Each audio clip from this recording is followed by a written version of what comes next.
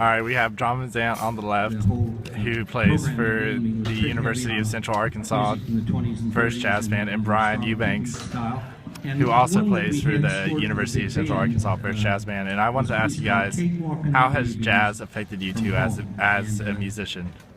Yeah.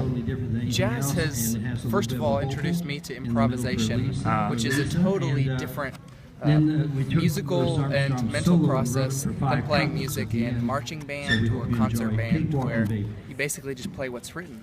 Now there's some of that in jazz band, but of course a big part of it too is taking solos, and there's so much creativity involved, and it's creativity that happens right there in the middle of the song. Yeah. And so being put in the spot on that way and having to come up with something totally original is exhilarating, and it's something that has helped me in a lot of different musical situations outside of jazz band as well. Yeah. And how has jazz helped I would agree, because there's a lot of that spontaneous creativity that goes on. I mean, jazz, it's such a unique style that it really broadens your perspective as a musician, because you realize, wow, there's like so many things that to make jazz sound great that you would never have thought of before, that you have to like play it just right to get it right, and it's really mind-opening. Yeah. Get used to that new style over classical. Yeah. And so what position are you in jazz band? I play lead trumpet. And you? I'm a co-drum set player with Scott Strickland. All right. Thank you.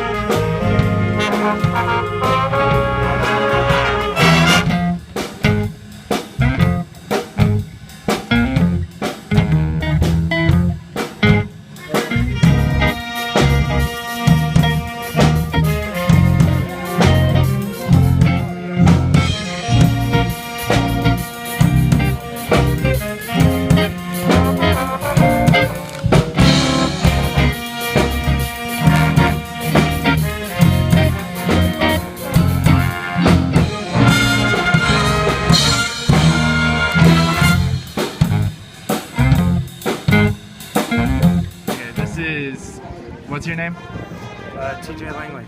And where do you go to high school? I go to Prairie Grove High School. I'm a junior and I play trombone. Okay.